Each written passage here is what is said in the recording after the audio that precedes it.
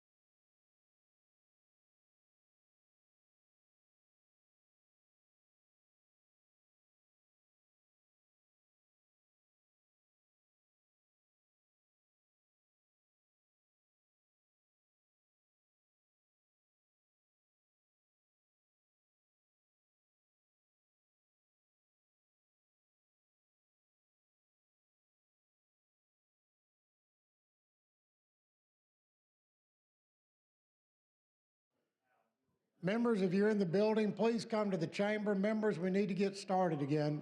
If you're in the building, come to the chamber.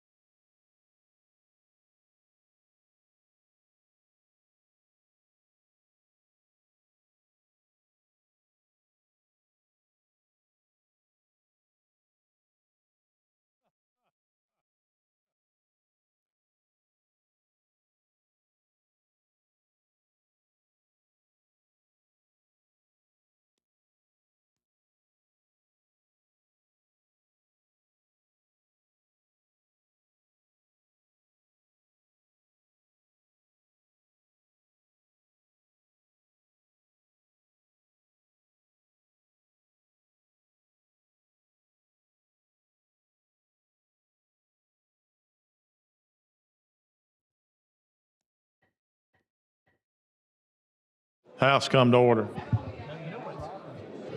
Ms. Clerk, let's go back to 432. On page 47 of the calendar, House Bill number 432 with substitute by Representative Hassel. Representative Hassel.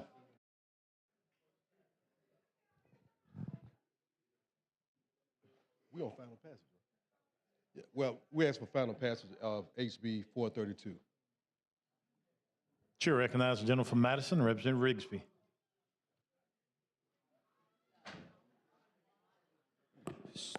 Thank you for the recognition, Mr. Speaker. Help me understand this, Representative Hassel. The example that you used a while ago about a refrigerator or washer and dryer, it says in the bill the deductions may be made for membership dues, voluntary contributions, insurance premiums, and financial instruments offered through membership associations. How can they purchase a refrigerator? Well, so for instance, if you're part of an association, it can be a mental health association, it can be any association you're involved in. Okay. So if you're in that association, because within this legislation also, you have to get 200 signatures from an association. Right. So association From within the association. within the association, Okay. yeah. So to be allowed to get the deduction, it has to come through the association. Okay, so if they go together and say, anybody a part of this association, we can get you a good price on this whatever, Well, then you can, if they get 200 signatures, and they can right. use these deductions to purchase those things. You have to be part of the association, Correct. and you have to get the 200 signatures. Okay. It's sort of like roadblocks. So it's like everybody just can't do it. This is like sort of like a roadblock. You got to have 200 signatures, be a part of the association, and also the comptroller has to, to okay it to get the deduction. Okay, so more than likely, those are not the expenses we're necessarily talking about. This just may be dues to the organization that they belong to, insurance from that organization if it's offered through the organization, more so things like that. Yes. Thank you. Appreciate it. Chair thanks the gentleman. Chair recognizes the gentleman from Walker, Representative Woods. Gentleman yield. Yes. Thank you, sir. Hey, I'd have a little bit of concern about the bill. I'm not exactly sure what we're trying to accomplish here. I'm looking on line 40. Looks like an addition here in the bill that says consumer goods or financial instruments. Can you tell me a little bit about what a financial instrument, what would be an example of that? So let's say a financial instrument could be, again, if I go to a bank and get a small loan I use an example of an appliance. Mm-hmm. If I get a loan for an appliance for a refrigerator might cost you $1,200. So that's a financial instrument. So now I'm allowed, if I get, like I say, the 200 signatures, if I also get the 200 signatures, I get the comptroller approval that money can be deducted from my salary to pay for that small loan, that's an example of a financial instrument. Is there a group that has asked you to bring this bill particularly? Well, I had a discussion with the State Employee Association. And this is a State Employees Association bill that they Yes. asked for to bring? Yes. So where did the 200 number come from? Who are we excluding in the state? But the 200 signatures? Yes, sir. Well, that was suggested from the association. Is there an example you could give me of an association that might be under that number that we're trying to not have to offer this to, perhaps? I don't have an example. I don't have an example it says under 200. But with this, you will have to have the 200 signatures Right. to get the payroll deduction. Okay. You also mentioned consumer goods. So is that the same thought process as the financial instruments? Yes. So Yes, to get that consumer good, which could be that refrigerator, as for an example, or that dishwasher, or stove. So. okay. So we're trying to offer a benefit to the state employees to allow them to finance things through maybe a payday loan place or a rent-a-center, whatever the case may be, and then deduct those. They give them another option. To give them another. Could they not set that up with their bank? You can. That's possible. This is another option to allow that state employee to get some stuff they need. Right, because most And, of those, let me be sure. Now, I'm gonna say that it's after taxes also. It's not before tax. It is after taxes. I would hope so. Yeah. Would this be applicable to the legislature? You know what? No, I don't think so. I might want to deduct my life insurance premiums pre-tax. Yeah. Well, I do have a little bit of concern about the burden this might place on comptrollers, on the business offices for some of these organizations in our state departments to have to, actually go in and make sure these things get paid. So have you had any, They had a discussion with the comptroller, and he didn't have any opposition. So Long can as we had the stipulations in place of the 200 signatures, and also the 200 signatures, and it also put on his discretion.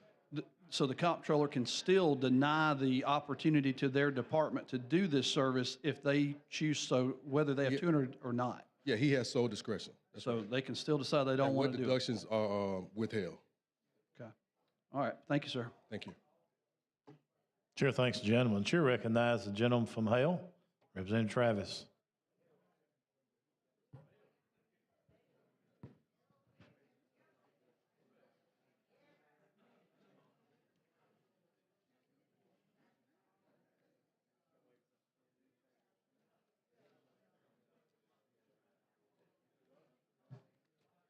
Thank you, Mr. Speaker. Will the gentleman yield? Yes.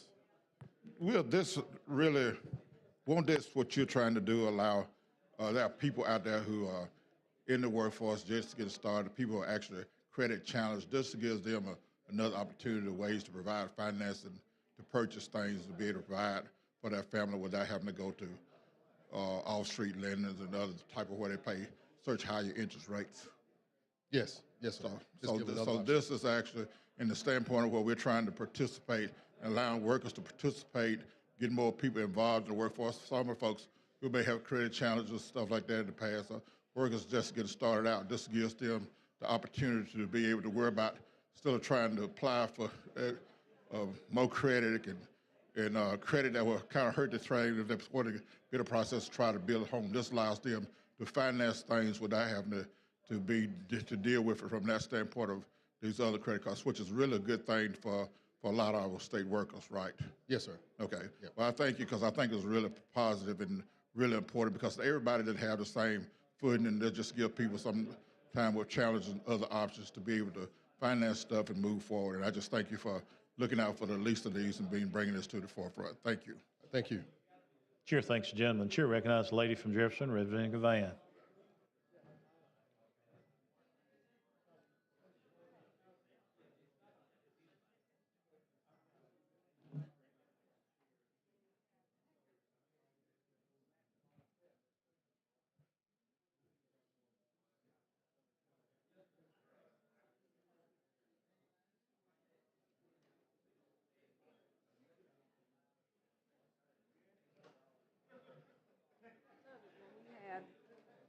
We have these bills, and my colleagues from the opposite side of the aisle, we had a break, and they done went to the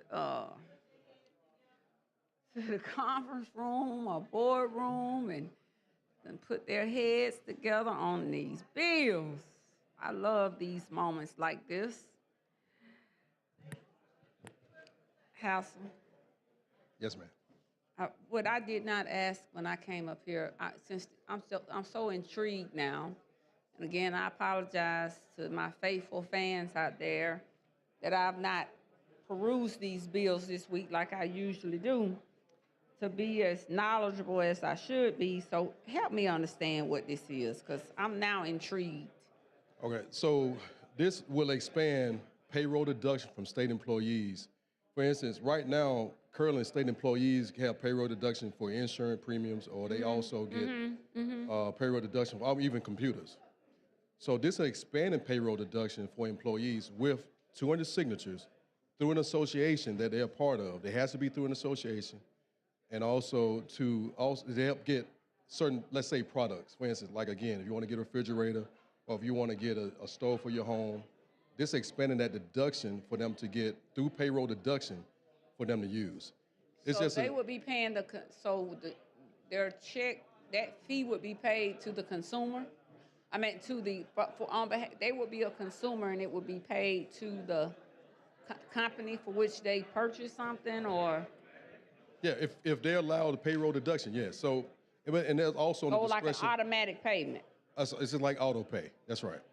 So they'll pay through that payroll deduction through the discretion, also through the comptroller, to allow that to happen. It's just expanding. It's just expanding the deduction. What this legislation is doing. Let me ask you a question.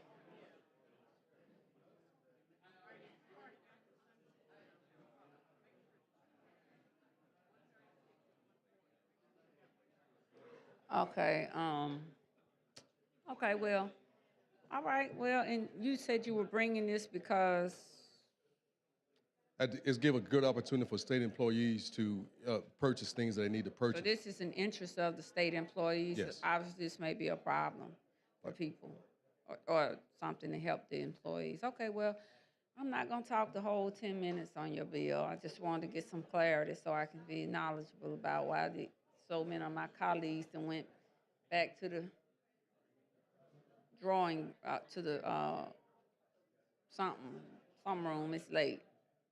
I just wanted to ask you that question. I appreciate it. Thank Thank you. you. Thank you. Chair recognizes the lady from Madison, Representative Hall.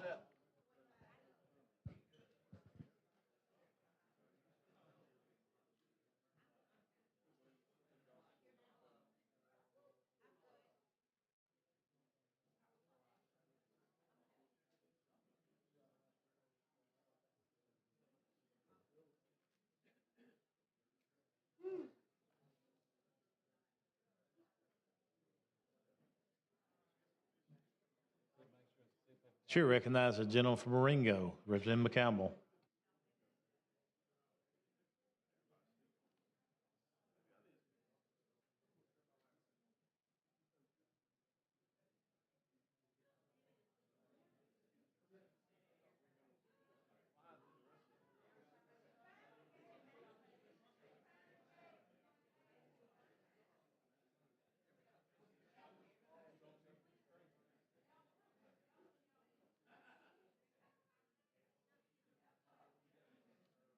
Thank you, Mr. Speaker, for the recognition. Will the gentleman yield? Yes, sir. I appreciate you bringing this bill. You understand the plight of our state employees. You understand that not everybody has the ability to go to a bank and make a loan. Even those that are doing the jobs within our state that we are actually paying. You know, the economy is one that is causing some hardships. But this is an opportunity if somebody has a refrigerator to break and they need to replace that refrigerator, but can't go and get the necessary credit. As a state employee, we should be willing to give them the opportunity through our system for them to be able to go and make that purchase. So I appreciate you understanding everybody doesn't have that opportunity. So thank you very much for bringing the bill. Thank you. Chair thanks the gentleman. Chair recognizes the gentleman from Walker, Representative Woods.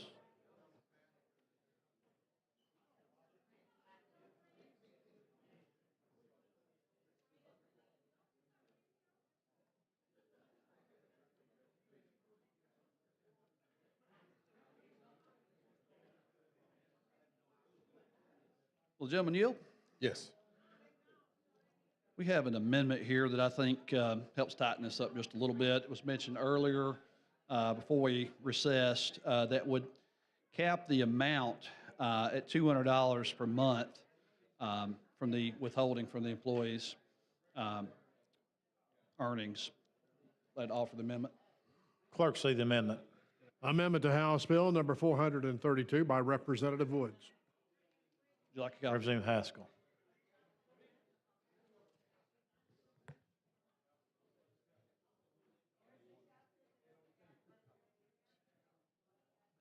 No,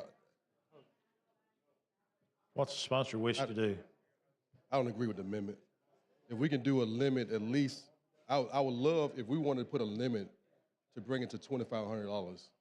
I'll agree with that, but at $200 per month, it's not. I don't think it's enough, for the state employees, just to get some things that they need to get. So. If Speaker allowed, I'd like to read the amendment to.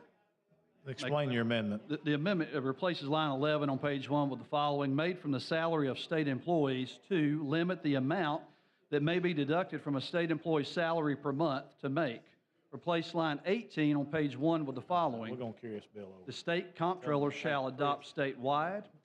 Replace line 35 on page 2 with the following.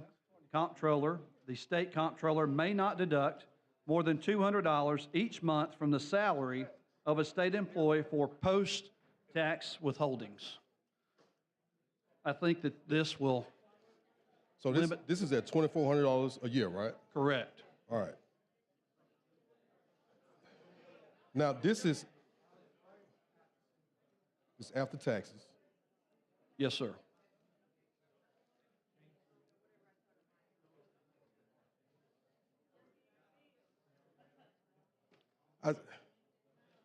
I still don't agree with the amendment. I This is understand. already after taxes. I think we can do it Well- before taxes, but after taxes. I have a little heartburn with doing it in general. I just think that that's the number that most folks are in the room are, more comfortable with, if they're comfortable with it at all.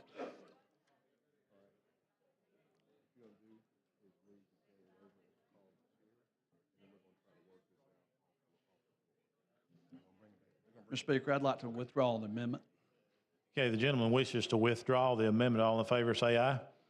Any opposed? Amendment has been withdrawn. Representative Haskell. Can I make a motion to carry the bill over to the call of the chair?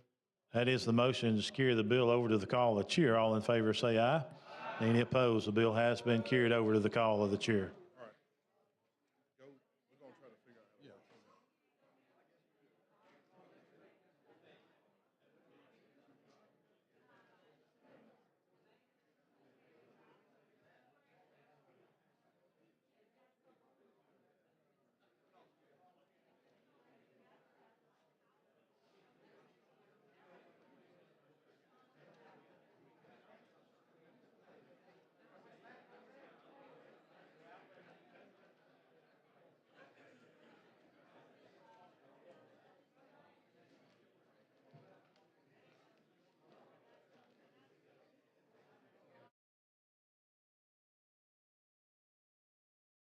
Clerk, call next bill. On page 35 of the calendar, House Bill number 210 by Representative Ingram relating to post-secondary education. Representative Ingram is recognized. Thank you, Mr. Speaker. HB 210 just allows, this bill came out of our labor shortage committee, and we've got a problem. I don't know if anybody can hear me, Mr. Speaker. That's a question for the body, is adoption of the BIR. Clerk will unlock machine. Members will vote.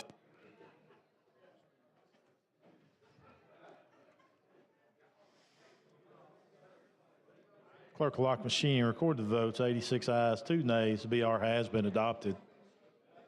There's no Chairman, further questions. Mr. Speaker, I ask for final passage. the chair recognizes the lady from Baldwin, Representative Givens.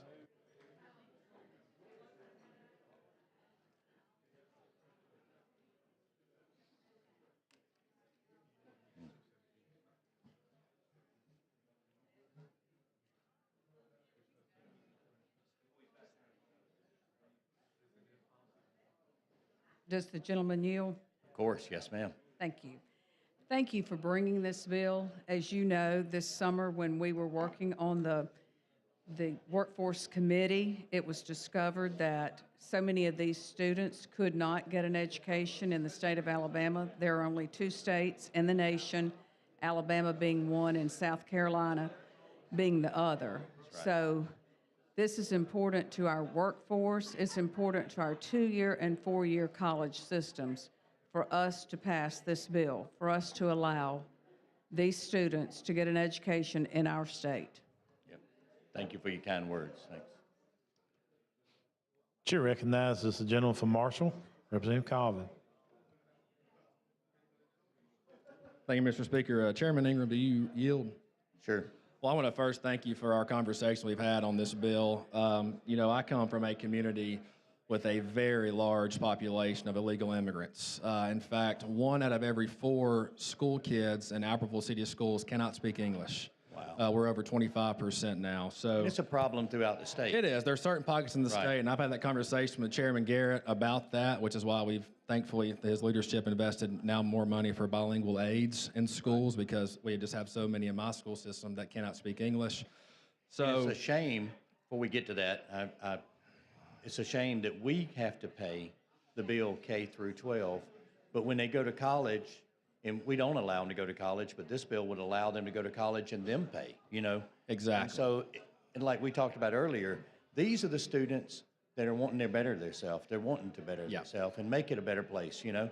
And so these are the ones that are not going to end up on the street. These are the ones that have to apply for legal status and have to go to school in the country. Yeah, You know? and I respect that, and I certainly respect anybody who wants to be in our country and better their life. And I agree you had good principles in your bill about have to go to school, I think 3 years, graduate or GED, and then apply for citizenship. So I think you're correct in that these are the kids and adults that we want in our country. Right. And I respect that, and I think it is okay to give them the right to go to school. The place I have heartburn with your bill is, you know, I've seen in Albertville, you know, we've invested so much money in our school for the bilingual aids, for new buildings, classrooms, so much of taxpayer money already for these kids. And so what I want to make sure is that we're not having to spend even more taxpayer money while they're in college. And I think it's time we get the return on our investment. Like we talked about, if they stay in Alabama, they become taxpayers and citizens, and That's right. we can get a return on our investment. But I do have heartburn in the fact that we've already spent tens of thousands of dollars educating these kids K through 12. So I have an amendment I would like to offer. Clerk, see the amendment. Amendment to House Bill number 210 by Representative Coffin. Representative Colvin, you care to explain your amendment, please?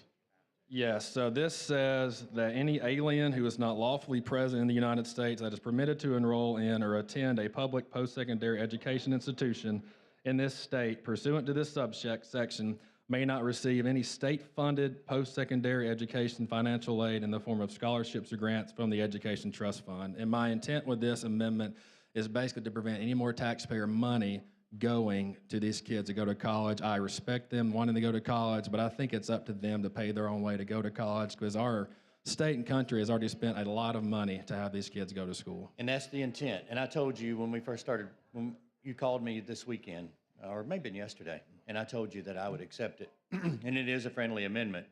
But, you know, there has been, you know, some questions about the teachers being paid by state or whatever. So hopefully we can get all of this settled. Well, this is a different amendment than Oh, that. I know So- it is. yeah. It's still got a little wiggle to it. And, yeah. You know, every university 2-year, or whether it be the higher ed on the 4-year, is still not 100%. But I support the amendment. It is a friendly amendment because I told you that. Well, I appreciate it. And I will say, I know Representative Holt Jones had a question about whether private entities could donate, and they absolutely could. This is strictly taxpayer money from the ETF. And these are good students. These are the ones that applied for legal status and want to continue their education. But I consider it to be a friendly amendment. Thank you.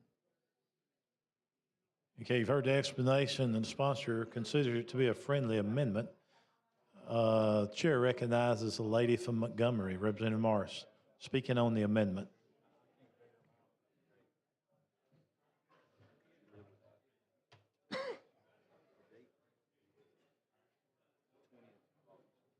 Yeah. Thank you, Mr. Speaker. Would the gentleman yield? Yes, ma'am, Can absolutely. you please explain your amendment one more time? So this would just make sure that money appropriated through the Education Trust Fund and the, you know, in terms of scholarships or grants, these kids cannot apply or get. So I had an original amendment that was probably a little more broad than I intended, and the universities had some concerns that they couldn't even pay teachers to teach these kids. That certainly was not my intention at all. I think they need to have an opportunity to go to college. This is just prevent any taxpayer money going to them to help them go to college. I think my intention is I think they need to pay their own way to go to college. Are you saying illegal immigrants? Because I This is for unlawful aliens, this bill, for not lawful or not people here on, you know, not foreign exchange students, not people here on a visa. These are illegal immigrants. Okay. Yeah. And the other thing, can you give me what is the definition of alien? I would say, I guess, someone who's not a citizen of our country or state. But when you Good hear question. alien, what comes to mind? I would say as someone who is in a community with a lot of illegal aliens or immigrants, I think of an illegal immigrant. Okay, I just think that we You think need to of- stick with immigrants Okay. instead of aliens. I'll agree with that. I'll keep with immigrant. Chair thanks the lady on the amendment. Chair recognizes the lady from Mobile, Representative Drummond, speaking on the amendment.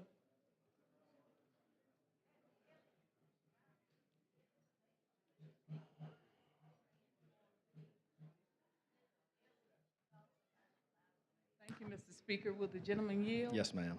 I also serve on that task force for the Speaker. And my question is, in looking at your amendment, that no tax dollars will be used, would you say that these are students who have the financial wherewithal to be able to pay their tuition? They're feeling a need in Alabama. And I'm going to use Baldwin County because that's our neighbor. And I was once a reporter, and I remember going over to Baldwin County interviewing folks who we brought in to help get the crops for that year. They're feeling a need in our country. They're wanting to go back to post-secondary schools to get an education. They want to apply legally for citizenship, right? Yes, ma'am. Would you say that those are wealthy folks who can afford to pay for their education in this country? Representative, I certainly understand No, your I point. asked a question. I asked a question. I don't Would know. you- I don't know. Are they rich? Are they poor? Are they middle class? And they're coming to us to do a service for us in our workforce. So if we don't help them get educated, tell me, how are they supposed to pay for it? Well, I would say two different ways. I'm not preventing any private money being spent. No, I on asked these the kids. question, But how are they also, supposed to pay I would for it? argue this. I mean, I know. Under your amendment, how will they pay for it? You say no ETF dollars will go. In the forms of scholarships or grants. Yes. And let me just tell you, I represent poor people who are citizens, and they have a problem in getting some of these services. Yeah.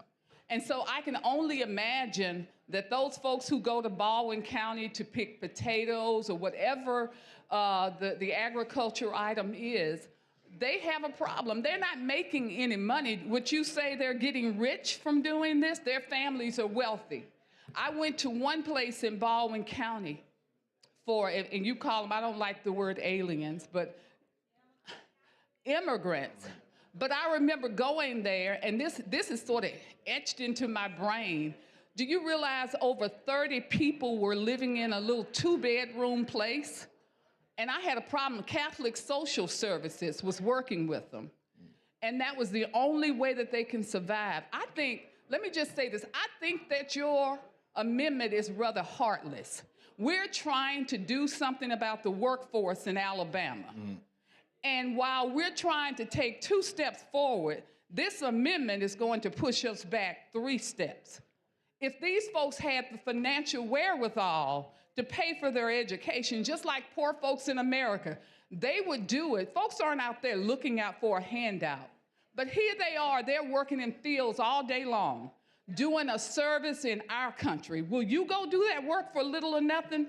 So And somebody tells you that you're doing this service and you've got children that you want to have educated, and yet you don't want any tax dollars to go to their education. So you're just wanting to exploit. That's exploitation. Why would we have a workforce development committee? And this is one of the areas that we cited. The lieutenant governor as well as the speaker's committee. These are jobs that Americans don't want. So you tell me, how is that going to move Alabama forward? Well, Representative, you made a great point a minute ago saying that you have your own citizens in your district who struggle to get this financial aid because they are not well off. How would you feel knowing an illegal immigrant jumped the line and got that financial aid when some of your American citizens did not? Sir, there is something wrong with your amendment. Your amendment is not going to move Alabama forward. I'm still allowing the kids to go to college. we have these folks coming to our country. They're doing a service that we need in Alabama, jobs that other folks will not take. And we sit here and say their children, if they bring their children along and they want to go through the legal process of becoming a citizen of these United States of America, that we don't want any ETF, that they've got to go pay for their own education. Now you tell me, how many of them are going to have the financial wherewithal to do that? Well, Representative, I would say after being in my own district and seeing a lot of illegal immigrants in my district, a lot of them do work and save up a lot of money while they're in high school. So I'm sure they have a little bit more money So than you're we think bringing they this do. amendment on behalf of those who work and save up a lot of money and they can? The ones that I've seen, sir, I mean, I think your amendment says that they're going to school or they're living in 20 people to one little hut because that's what they want to do. They ought to go buy them a mansion. Mm-hmm. Well, to go back to my point, you made a great point. Would you not say if we use those dollars to help those who want to get an education, who is applying for legal citizenship in our country, don't you think that makes them a better citizen rather than a that's burden? why I want them to go to college. I'm going to vote to But allow how are they them to going go to college. Tell me how they're going to go to college. There's a lot Where of will they get the scholarships money that to go to college? There's a lot of The ones scholarships. that are in Baldwin County living 20 in one little old shack. You tell me, how are they going to go to college? Well, Representative, there's still federal financial aid they can apply for. There's still federal scholarships they can apply for. There's still private scholarships they can apply for. They're coming to the great state of Alabama. Great state of Alabama. They're coming because we say we have a workforce shortage in our state. Yeah. How is this going to benefit the state of Alabama? Because they can still go to college even with this amendment. I'm not saying they cannot go to college. The current law in Alabama what you're says, saying is that they can't go and apply and compete for scholarships. State-funded scholarships. Or state-funded scholarships or even grants. That's not going to help us to recruit these folks to come into Alabama to work for us. So who's going to do the work? I mean, will you do that kind of work? I would do anything to make a living, I think. No. But, Well, a few things I you're would. not, and I'm using the word immigrant, but you're not an alien as is prescribed in this bill. I sat on that committee with Representative Ingram and a lot of others, and that was one of the things that we looked at, is how do we get folks to come into the state of Alabama to do those things that even Americans don't want to do. Yeah.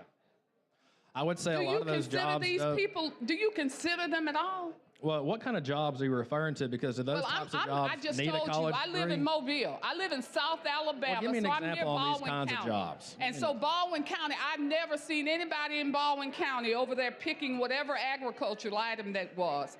I've never seen any of them. Does that job require a college degree, Representative? They can become a better citizen for our country. You don't want to doom them to always being in a field, do you? So what kind of job? I mean, that's rather heartless. Well, I'm just wondering, like, what kind of job? If they desire to have a better life, this country was built upon immigrants. Some who came here with absolutely nothing. Yeah. What kind of job And could they they get worked with a their college way up. degree? What kind of job could they get with a college degree? Because I know you kept saying that you're picking stuff in agriculture if you jobs. allow them, if they want to go through the legal channel of becoming an American citizen, why won't we help them rather than hinder them? Well, you keep, I don't want them to become a burden on our. You talk about state dollars. I don't want them to become a burden on us. Mm-hmm. If they're educated, they become more contributing to our society. We just sit here and say we need more workers in our workforce. And I agree. I know you just mentioned earlier that they're here doing jobs that American require a college degree. So with the college degree, I'm saying whether they get an engineer, an accountant, I mean, those are jobs I would argue Americans do want. So I just don't understand how them going to college helps them do jobs let me that don't require understand a you college right. degree. Under your premise, they can come here and you want to keep them uneducated to continue to do the menial jobs that others don't want to do. No, because I want to vote to allow them to go to I would college. much rather have them educated. Mm-hmm. And when you talk about those private sources, there's not an abundance of private sources out there to offer any kind of education dollars to those who would seek. I would much rather have a worker who wants to better themselves and go on and become a much better citizen for the state of Alabama. Mm-hmm. to help fill the need of our workforce. I'm not going to take up, I only have a minute left. The I lady's just time don't think has this is a expired. good amendment. I understand your perspective. Chair recognizes the gentleman from Jefferson, Representative Garrett.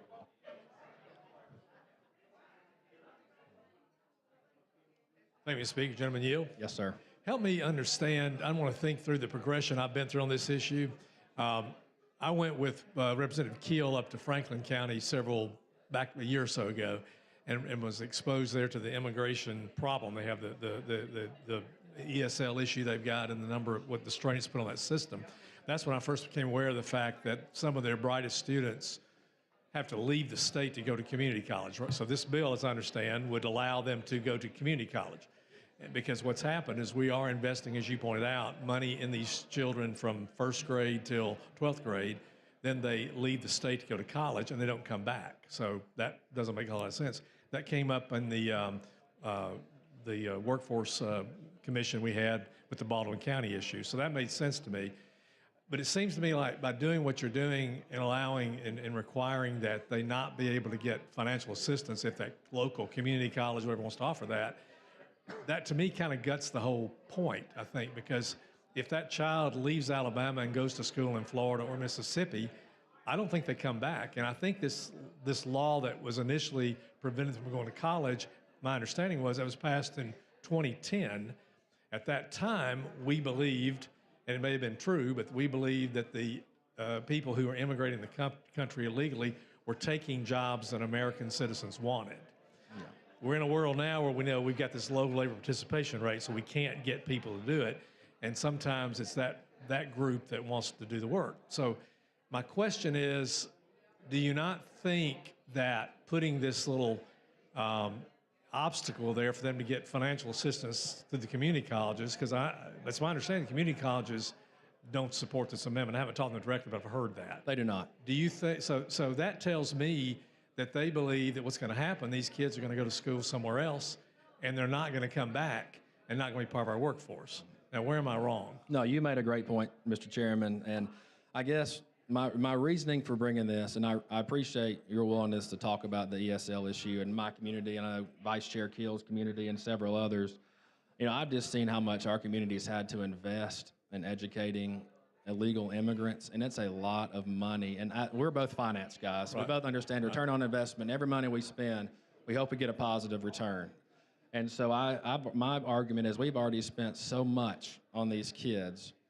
Is spending more going to actually help us get a better return on our investment? And it may. I mean, if they get a better job, but I have heartburn to keep spending. How do we guarantee they stay in our state? Well, you don't guarantee, but I think if you spend all that money and then force them because they can't afford, you know, I don't think Pell Grants, I'm not sure what financial assistance is available to them federally, but if they end up, because of the financial matter, leaving the state, then I think we've not helped our situation. Well, what if okay, I'm speaking out, brainstorming here.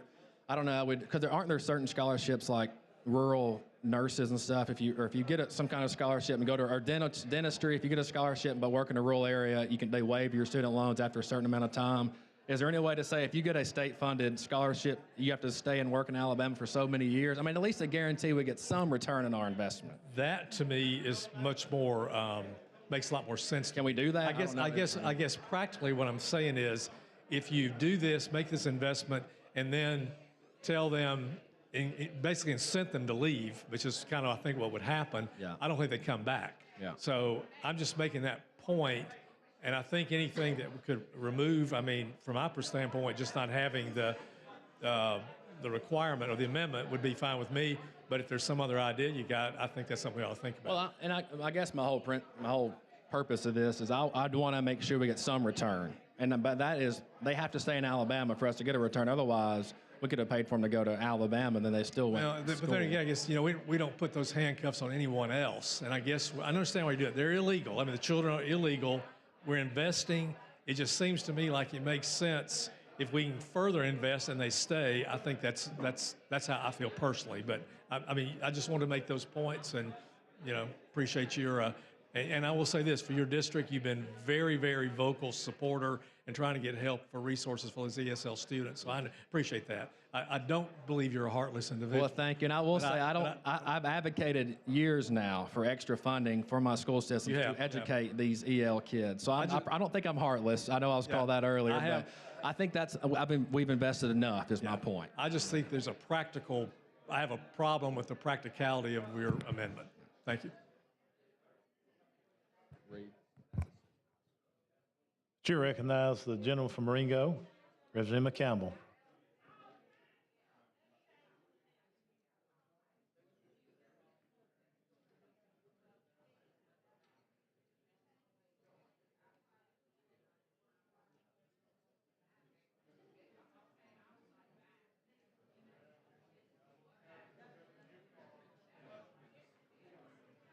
Thank you, Mr. Speaker, for the recognition. Will the gentleman yield? Yes, sir. Okay. You know, I heard you explain your amendment, and I think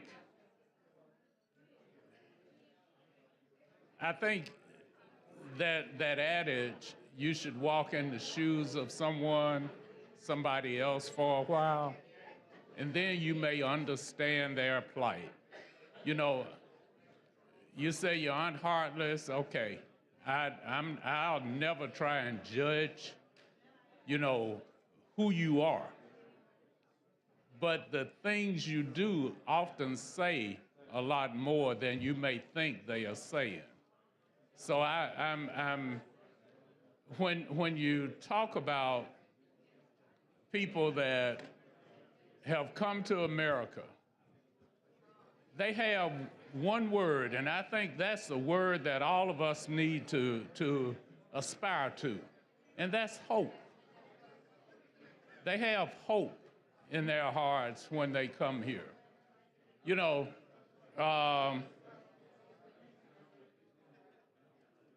for years, my ancestors were brought to America. We were brought to America. You know, and we did jobs to build America. And to a great extent, we were not to be a part of the great experience. You know, there was to be no hope other than to stay in a cotton field or to stay in a doggone tobacco field. So why are we going to kill the hope of people that are actually coming here to try and, you know, we are here trying to do something.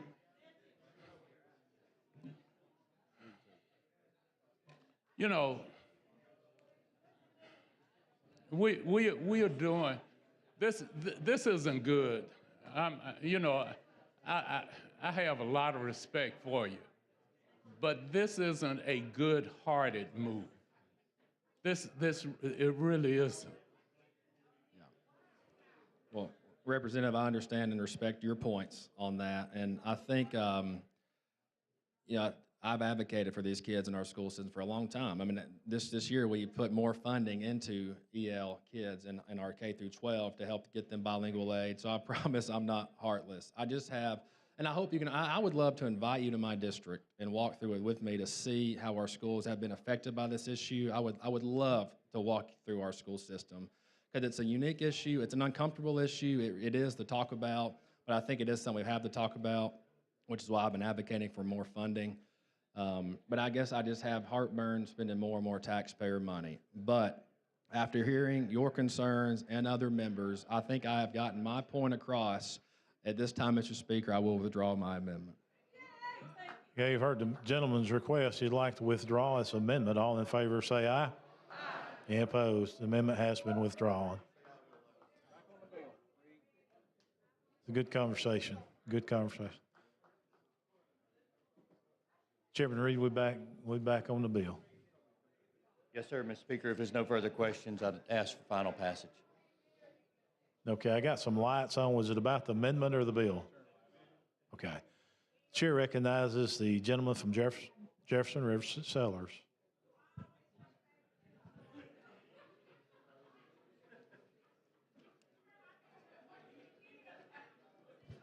Thank you, Mr. Speaker. Will the gentleman yield? Absolutely, sir. Can we kind of reset and you just give me a snippet of what your bill? So what this bill does, it's if they've gone to school here in the United States, K through 12, at least attended 3 years of high school, and that's the way it would be if they've been here at least 3 years. And then they've applied for legal status. So they have to apply for legal status. So they have to invest and know that they're going to continue to stay here and do the right thing. So that's a small percentage of people that are here illegal, and I'm not saying Hispanics or whoever they may be. You know, it could be from Canada. And I'm just saying that these are the people that want to better themselves instead of end up on the street. They've raised their hand to success. Okay. These bills still give me pause. Because one of the things that I do know is that what hangs around poverty, crime, health issues is the lack of education. Yes, sir. And as a state, we should strive to educate every single person that we can. Amen. If we don't educate them, yes, sir, they'll be breaking into your house. Amen. That's the whole, And so, the whole thing. Let's continue to give hope, yes, sir, to the hopeless. And I think as believers, we should always capture the least of these. And I think that's a mandate from Christ. Yes, sir. If we are believers, let's think about, care about, take care of the least of these. And that's every single person that is breathing on this side of heaven. To have the opportunity.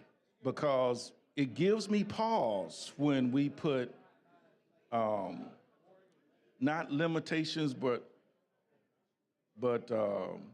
prohibitions on individuals that may not look like you and I. Yes, sir. But regardless of their melanated count, they still have red blood running through their veins. Amen. And I think we should take care. We should make sure that every opportunity for every single child to go to school and to get educated, because education is what changes the outlook and the forecast of so many lives of individuals. And so it still gives me great pause, even when we limit those with the ability to be educated. Yes, sir. Thank you, sir. Chair thanks the gentleman. Chair recognizes the lady from Madison, Representative Hall.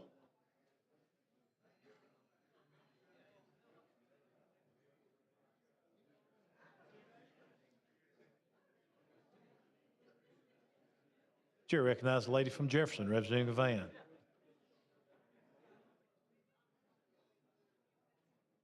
Question for the body is final passage of HB 210. Clerk will unlock the machine and the members will vote. I'm a yes, Pringle.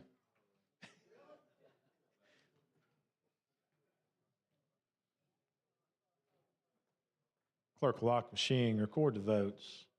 89 ayes, 10 nays. HB 210 passes. Thank you, Mr. Speaker. Thank you, gentlemen. Clerk, call next bill. On page 8 of the calendar, Senate Bill number 23 was substituted by Senator Williams relating to food products. Representative Lovern. Mr. Speaker, I recommend we carry this bill over to call the chair. All in favor of carrying the bill over, call the chair, say aye. Any opposed, the bill has been carried over.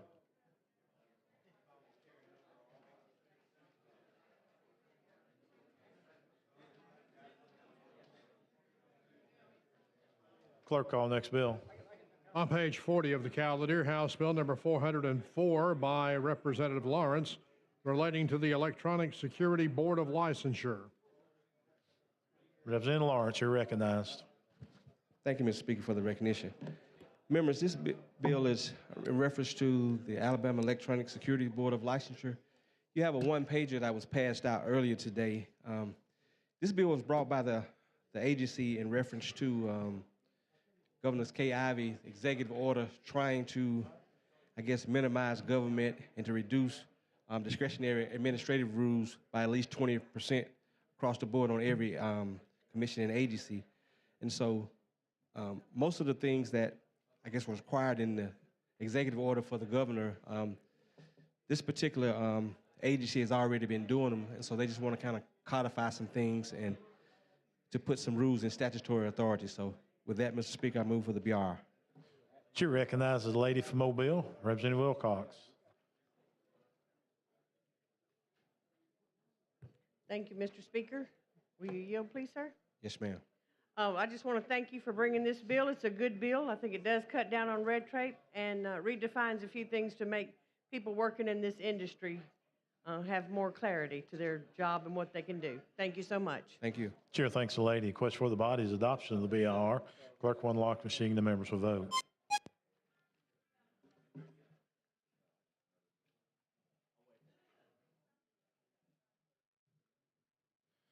Clerk will lock the machine. Record the votes. 102 ayes, 0 nays. The BR has been adopted. Representative Lawrence. Mr. Speaker, if there are no other questions, I move for final passage. That is a question. It's final passage of HB 404. Clerk will unlock the machine. The members will vote.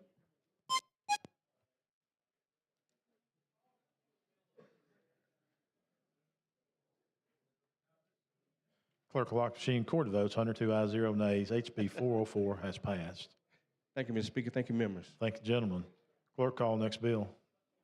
On page 7 of the calendar, House Bill number 174 with substitute by Representative Drummond relating to crimes and offenses. Representative Drummond, you're recognized. Thank you, Mr. Speaker. This is a bill that is relating to crime and offenses. I want to tell you all first why I'm doing the bill. And the bill has already been endorsed by the Big Ten mayors, but in many of our communities, and I can only talk about Mobile, but I had a good friend that was killed. She is the wife of a pastor, and they were at Bible study, and someone shot into the church, shooting at someone else, and they killed her. Her name is Grace. And also a young lady, 9 years old, little girl that was laying on her couch at her mom's house, and somebody was shooting into their house after her 16-year-old brother, and they killed the 9-year-old. There's also a young man in Mobile, he's out of the hospital now, that was paralyzed, that is now paralyzed from the waist down. So what this bill is already an existing law for shooting into an occupied structure or a vehicle. It is now going to move it from a Class B to a Class A felony. And that is the bill, Mr. Speaker. And I have a committee substitute. Chair recognizes the lady from Jefferson, Representative Gavan.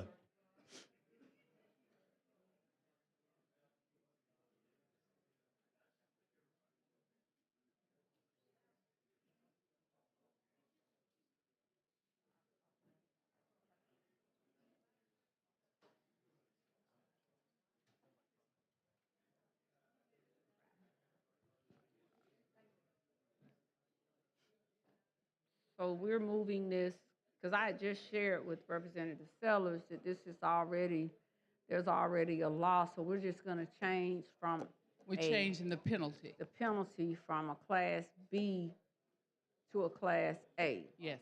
So now, I'm just trying, I'm not here to really knock against the bill. I have gotten a lot of calls about this bill, though, over the course of the past few weeks. And I said I was staying out of it because a lot of folks from Mobile called, and I don't get in local business. That's not my place. And I hope people stay out of Jefferson County business in the next few days. That's my prayer. Because it's never good to get involved in Jefferson County's business. It's terrible. But with that being said, so you're moving it, you're enhancing the penalty from a Class B to a Class A. But tell me the rationale behind it, just to get a tougher sentencing, or? Yeah, it's a tougher sentence, and I'll give you the example of the first young lady who was killed in the church. The person who committed that crime pleaded out, and under a B felony, which is 2 to 20 years, that individual got 3 years. And these are mostly kids who are between 18 to 30 years old. So they got 3 years for killing Miss Grace. So and so this is going to move it up and make the penalty a lot tougher and give judges an option. I understand that there will be some plea bargains and split sentences. Yeah, you'll get a split on it for sure. Yeah. Okay, so you're trying to enhance the penalty for the purpose of whoever may commit this act, instead of them having a shot at an earlier parole, they would ultimately be given a longer sentence, which would take that range out further versus being able to be released in another sentencing range, is what you're doing. Yes. Because in most of the cases in Mobile, and I got the law enforcement to give me the numbers, and just last year we had over 200 cases that fall under this. And I can tell you with all certainty, this one is personal to me. I knew Miss Grace. Wonderful woman, mother, grandmother, and as I said, she is the wife of a pastor. She was at Bible study. And what happened to the person who committed this act? She got 3 years. So she's the person that you're speaking of that ended up getting the 3 years. Well, there are many others. I've had tons of phone calls from victims. So were they treating that case more as a manslaughter versus an attempted? What was she ultimately charged with? That I don't know. I just know that she got 3 years is what she got. And see, that's also the question that you raised. Well, what was she or he charged with? Was it some degree of recklessness involved? And so a lot of that always makes a difference, whether it was something intentional versus something reckless. So, but I just wanted to get the clarity on. I've gotten so many calls. I just really wanted to get the clarity on it. But I appreciate it. Thank you. Well, thank you. Chair recognizes the lady from Madison, Representative Hall.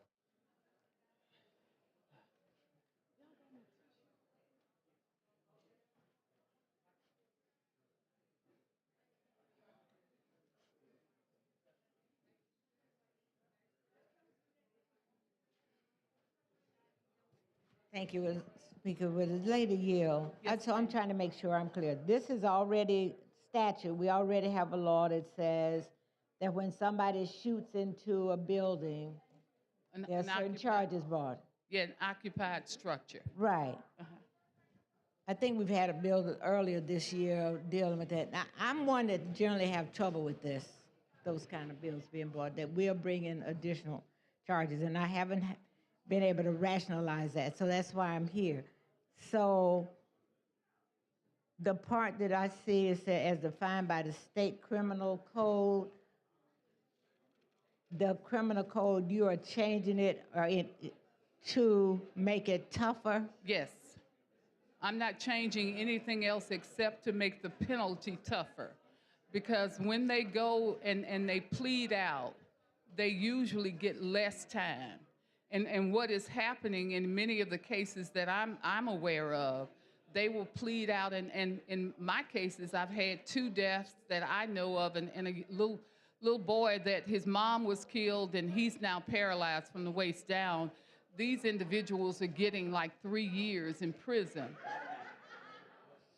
So is that generally the case, that the pleading out is, so are you saying that they will not be able to plead out with this penalty? Well, they will get a longer period of time under an A felony rather than a B felony. Okay. But the pleading still could take place, right? Yes, but it will be for a longer period of time. And the period of time that is, what is that? 5 to 99 years as opposed to 2 to 20 years. All right. Thank you. Chair thanks the lady. Question for the body now is the adoption of the BIR. Clerk will unlock the machine and the members will vote.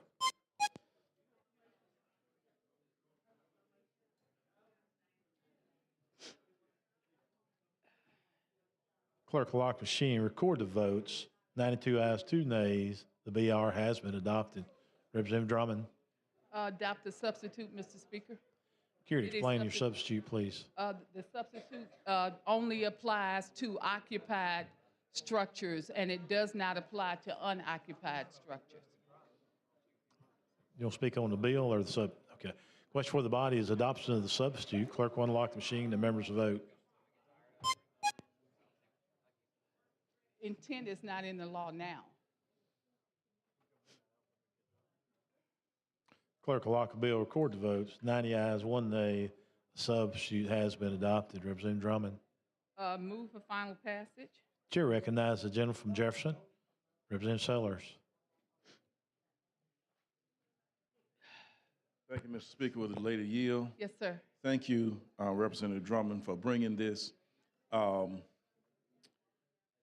With all of the issues and crime that we have in our communities, we as a body need to send very clear messages to citizens of Alabama and abroad that want to create or do these kinds of crimes, that the penalties will be in place.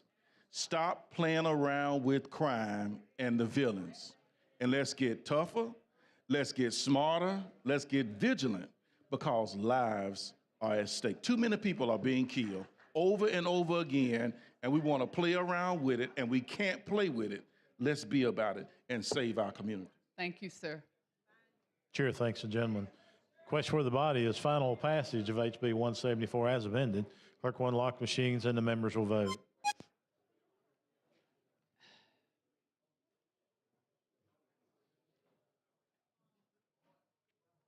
Clerk will lock machines, record the votes. 84 ayes, 0 nays. HB 174 has passed. Thank you, body. Thank the lady. Clerk, call next bill. On page 29 of the calendar, House Bill number 16 by Representative England relating to the Alabama Bail Reform Act of 1993. Representative England, you're recognized.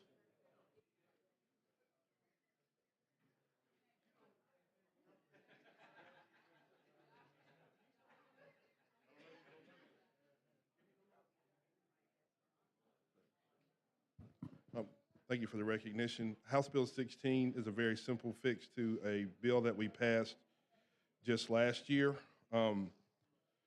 Sometimes when we let the industry write legislation and pass it, it goes a little bit too far. So last session, we passed a definition of cash bail that took out 3 words, a part of, or a part or, which means that the only sort of bail you can apply in a case is the full amount. What we have been doing for years is allowing judges to do percentage bonds, which means that a bond could be $10,000, but you do 10% and you pay $1,000. The legislation itself allows for judges to do percentage bonds. And why that's important is you really have 2 options when you're trying to get money for the court system. When we forfeit a bond on someone, if people can only go to bondsmen to do that, that means you have to forfeit on the bondsman in order to get the money, and we just don't do that in Alabama, because if we did, we put them out of business.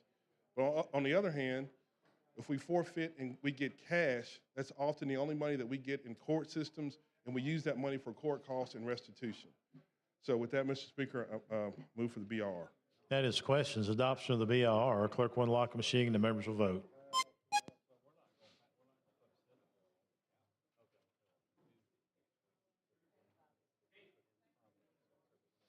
Clerk will lock the machine, record the votes. 82 ayes, 11 nays. The BR has been adopted.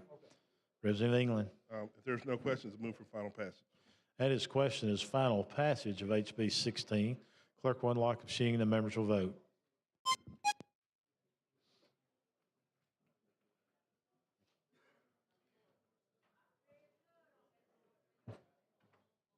Clerk will lock the machine, record the vote. 71 ayes, 26 nays. HB 16 has passed. Thank you. I'm not going to go smoke a cigarette on this one.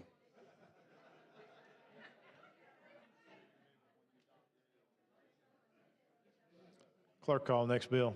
On page 23 of the calendar, House Bill number 250 with substitute by Representative Robbins relating to tax credits. Representative Robbins. Thank you, Speaker. So I have a bill that would make a new commodity and market in the state that would allow for a company that recycles and creates a new product or energy source out of waste material, has a commodity they can trade and sell in an open market. With that, I move for the BIR. Chair recognizes the gentleman from Pike, Representative Paramore.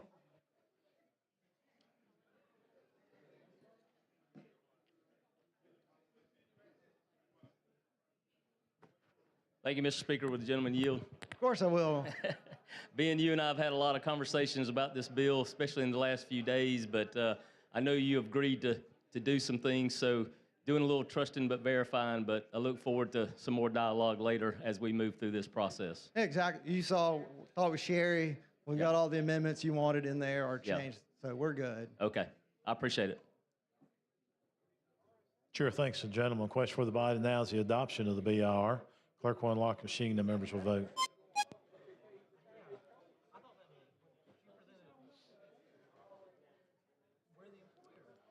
Clerk will lock the machine. Record the votes. 98 ayes, 0 nays. BR has been adopted. Representative Robbins. I have a substitute that it changes the definition of recyclable materials, but I'm going to do an amendment to change it back. LSA felt like it was easier to take the substitute and then do an amendment. So I have a substitute that I'm going to change in just a minute. So. Okay. Do you want to table this substitute? Well, based upon the lines, and they have to match. So I have to accept the substitute to then match the rest of my amendment with the substitute. So I'm going to ask that we accept the substitute, and then we're going to have an amendment to address the substitute. And I talked with John. John said that was the best way to do it. Okay. The question for the body now is the amendment of the committee sub. Clerk will unlock the machine. The members will vote.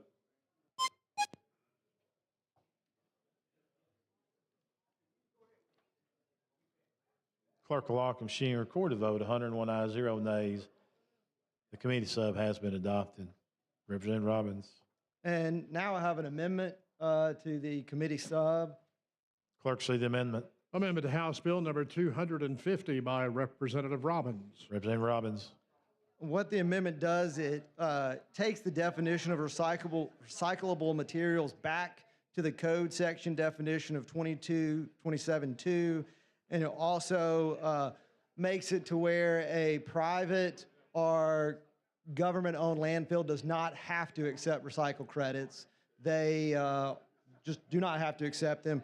And it also does away with some of the fine structure, and instead of earmarking the fines now just go directly to ADEM for their use, how they see fit. So with that, I move for we have to accept the amendment. So with that, I move for to accept the amendment. You heard the explanation of the amendment. Chair recognizes the lady from Madison, Representative Hall.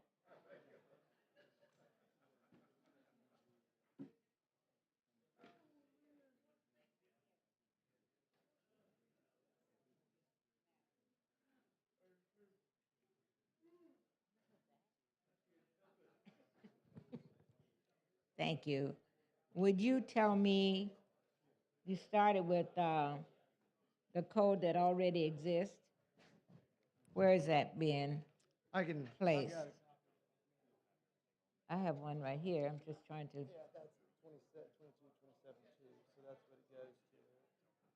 Okay, so you're replacing. So the recycled credits, company that does recycling, then provided credits based on the amount of the material? Is that the way I? Correct. I remember when I had this bill 2 years ago, I remember in committee, in Ways and Means, and you were in that committee then. And the point of it is that if you recycle a ton, so if you take a waste, you turn it into something new, you get a credit for that, and then that credit can be sold on an open market to an individual or entity that wants to buy that credit. And so it's just free market, whatever, who wants to purchase it for whatever value. What are some of the things that we are recycling that in this state that we get credit for? Are you familiar with those? Right. Well, there is no credit now. This would be But what are those things that the possibility exists for those credits, like aluminum? aluminum, plastics, cardboard, anything that was a waste. So is a waste. You then take it and create something new. And I say whether it's a product or an energy source, you get a credit after you do a ton. You take a ton of For waste, each make ton. something new. But it's all optional. The whole entire market is voluntary. There's no government obligation to it. It's just a voluntary market with the point of incentivizing recycling in the state and incentivizing businesses to create additional revenue streams for businesses that do recycle or take waste and make something new. And I have not asked anybody. We have recycling in Huntsville and Madison County. And so they pick up once a month. And I've always wondered where they end up with the materials that they receive, that where are they, is there a real benefit from an individual really providing those? Really what I'm trying to envision or see is more on the back end, that you would create a demand. So more businesses would need the material. So then therefore it would make Huntsville, or where I live, Sylacauga, do curbside recycling, because we would have a demand for the product. Where right now we don't have a large enough demand for recycled to recycle.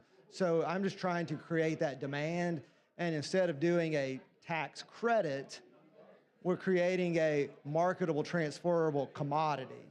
Okay, so the Which credit. would actually be taxable. So these So sell have you without noticed tax. when you attend games, like the football games, all of the sodas and bottles, and they go into the trash can, is that, I don't see any evidence of anybody collecting those to make those useful, but that might be something I should consider since. Right, and that's the point, is to create the demand. So someone would say, I do want to recycle that, because now it's worth That more. was worth. Thank you. Chair thanks the lady. Chair recognizes the gentleman from Pike, Representative Perrymore.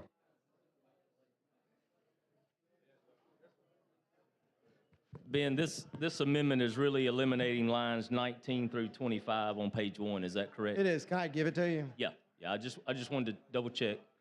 All right, Appreciate it. It's putting it back to the code section. Right. Definition. Right. That's fine. Thank you. You're welcome. Okay, the question for the body now is the adoption of the floor amendment. Clerk will unlock the machine and the members will vote.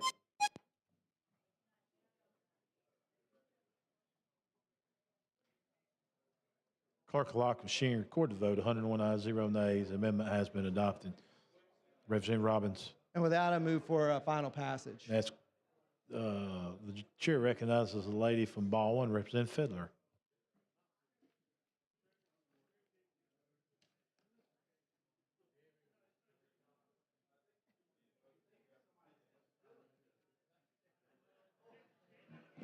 Thank you, Mr. Speaker.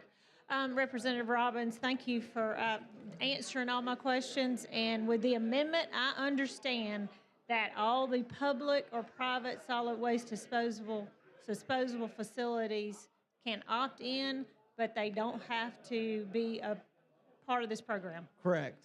Okay, I wanted to make sure I understood that correctly. Thank you. You're welcome.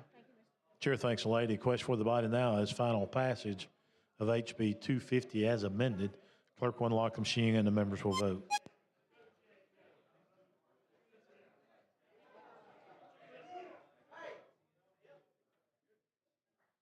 Clerk will lock the machine, record the votes. 100 ayes, 1 nay. HB 250 has passed as amended. Thank you, Speaker. Thank you, body. Clerk, call the next bill.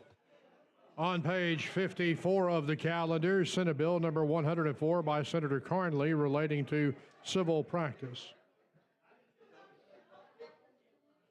Representative Levin. Mr. Speaker, I move that we carry this bill over to the call of the chair. All in favor say aye. Any opposed? The bill has been carried over. Clerk, call the next bill. On page 58 of the calendar, Senate Bill number 266 with substitute by Senator Livingston relating to motor vehicles. Chairman Lovern. Mr. Speaker, I move we carry this bill over to call the chair. All in favor say aye. Any opposed? The bill has been carried over. Clerk, call next bill. On page 14 of the calendar, House Bill number 104 with substitute by Representative Moore P. relating to crimes and offenses. Representative Moore, you're recognized.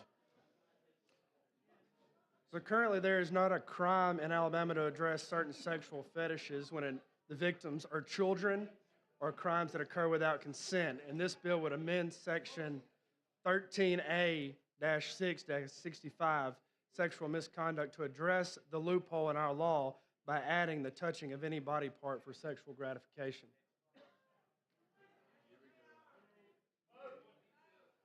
Mr. Speaker, with that, I ask for the BLR. That is questions. Adoption of the BLR. Clerk will unlock the machine. The members will vote.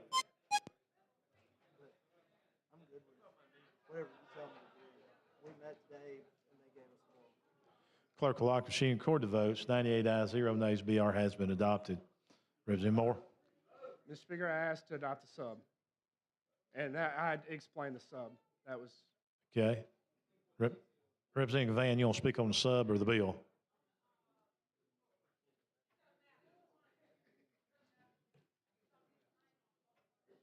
Chair recognizes the lady from Jefferson, Representative Van.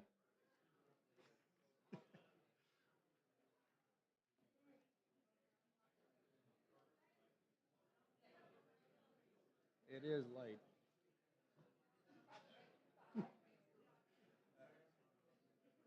You were mumbling a little bit. What does this bill do? I mean, y'all sitting here talking about voting. When anything Mumbling. come up there on that board dealing with crimes and offenses, we need to get a little clarity on.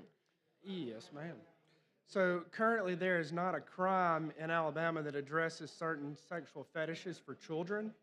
And this crime that will occur without their consent, of course, because they're a minor. And this bill would just amend the section that addresses that loophole in our law to say for anything with sexual gratification,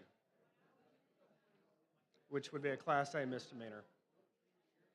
I'm confused. Help me understand what you're trying to do. Just talk to me in plain English. I figured that was. No, it wasn't. It wasn't. If you can't tell me what you just said, it couldn't be. I'm just saying that. Let's not go there now. So this bill would include the touching of any body. Are you saying touching? I can't hear you. Yes, touching. Touching. So Yes. Touching of any body part. That brings about gratification. Sexual gratification to an individual without their consent for like a minor. Okay, I got you now. Okay, because I honestly could not hear what you were saying.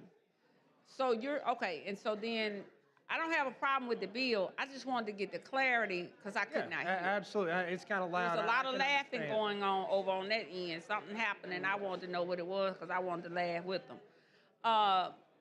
Okay, I get it. And so this will be what is this, the penalty on this? It would just be a Class A misdemeanor, which is current. I know. Why didn't we increase the penalties? Okay, yeah. I just went with what was on the books already. We were just trying to close a loophole there. Because this just basically, okay, you're just dealing with the touching. Correct. Without actually Correct. committing the sexual act. Correct. It's not necessarily saying a person's private parts, but anything that's causing sexual gratification for an individual without the other's consent. All right, thank you. Mr. Chairman, Mr. Speaker, I noticed that I have a question, just a point of order. I noticed that we are carrying over a lot of the Senate bills. Yes, ma'am. Is there a reason why? Because I want to commend you if it is. Well, there is a reason why. All right now. Okay, no. Hey, I don't have a problem with it, but I remember the days, and I'm going to say this to you all that don't know, I remember the days that we had a very, very strong house down here, and hopefully we're going to get back to that point where the house rules the house. Thank you. Chair thanks the lady. Mr. Speaker, I'd like to adopt the sub. That is the questions. Adoption of the sub. Clerk will unlock the machine and the members will vote.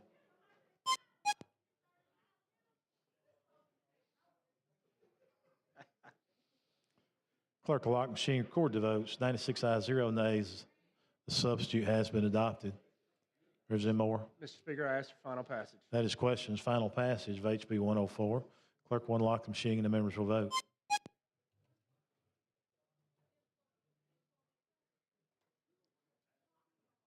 Clerk will lock the machine, record the votes. 90 ayes, 0 nays.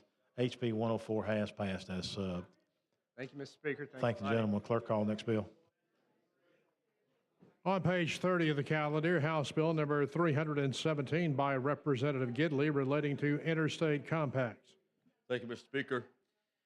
This bill simply creates an additional compact of the nine that's already been created that would allow those that have a dietary license to move from one compact to the other without that, Mr. Speaker, I call for the BR. That is questions. Adoption of the BR. Clerk will unlock the machine and the members will vote.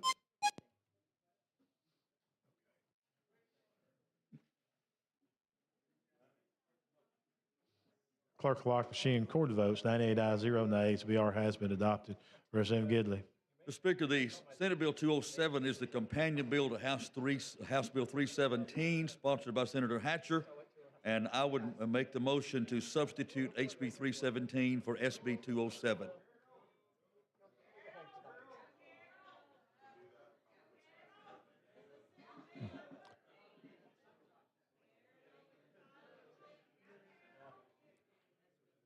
How about let's just go with the House bill?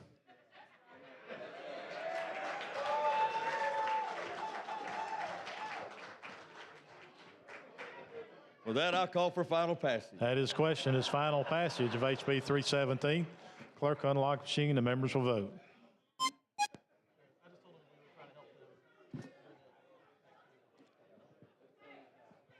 Clerk will lock machine and record the vote. 102 ayes, 0 nays. HB 317 has passed. Thank you, members of the House.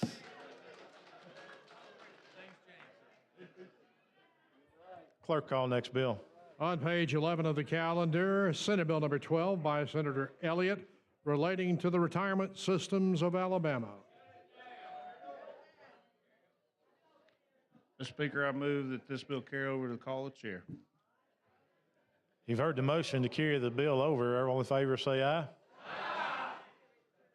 Any opposed? The bill has been carried over. Clerk, call next bill. On page 47 of the calendar, House Bill number 417 with substitute by Representative Crawford relating to the Alabama Farm Center. Chair.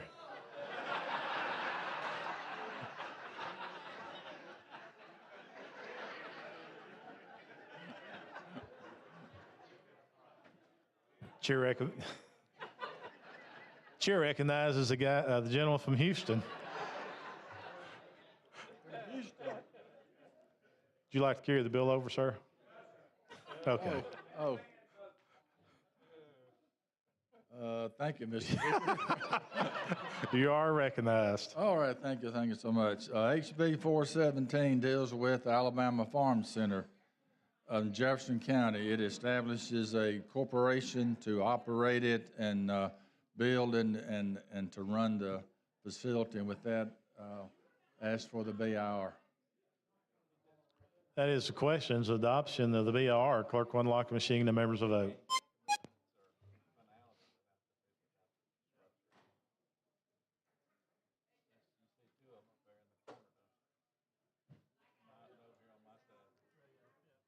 Clerk will lock the machine, record the vote. 100 ayes, 0 nays. The BR has been adopted. Mr. Chairman. Speaker, I have a sub. Ms. Hall, you want to speak on the sub? Chair recognizes the lady from Madison, Representative Hall.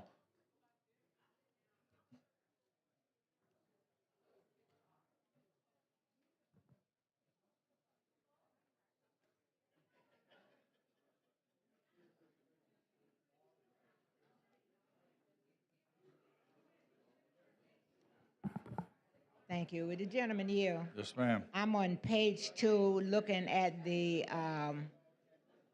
appointments. And it appears that when we use the language to be inclusive and reflect racial, gender, geographic, we haven't done such a good job with that.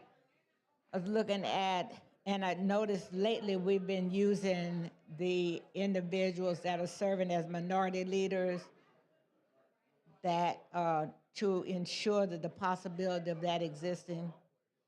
You're So- saying that's some language that's been used lately and we didn't use it this time? Is that I'm what you're sorry. saying?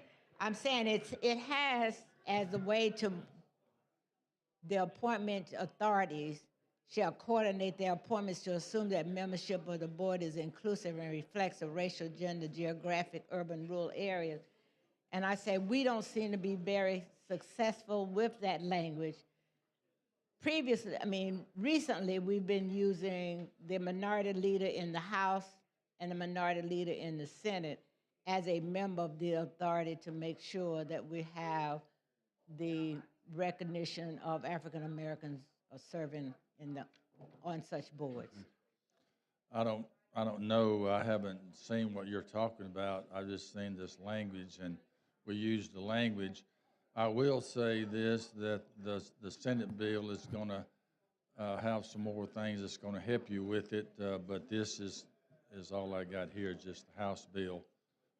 Would you be willing to add as the appointing the authority shall consist of a minority leader in the House and a minority leader in the Senate?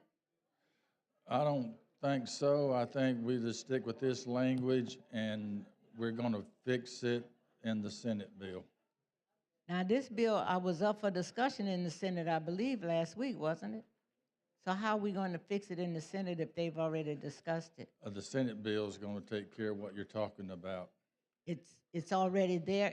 Are you telling me that it's already included in the Senate bill? I'm saying that we've got some amendments that we're going to work through that, and I think everyone will be satisfied with. But we wanted to pass this clean bill like this to get it to the Senate for them to have up there. Okay. The Senate voted last week, right? They voted on their bill. So we're going to send this bill, and the Senate bill is like this bill. No. The Senate bill is different than this bill. And in the Senate bill, are we including so if it's not, what I was trying to do is make sure that Part D on this, that we are using what we've been using recently, that the person who is the minority leader in the House and the Senate would have an opportunity to be on the appointed, be a part of this appointing authority. Okay, what you want to do is change this bill and not worry about what the Senate is doing. Is that what you're saying to do? I don't know what the Senate, I haven't looked at, you saying there's something in the Yeah. Senate bill, so I Yeah. want to I want to make sure that we have that as part of the bill that we're passing here. Okay, we can do that. Okay. That's fine if you want to do that. I do. Okay. While someone else talk, thank you. Okay. Mr. Speaker, I'm going to get an amendment. Chair recognizes the lady from Jefferson, Representative Moore.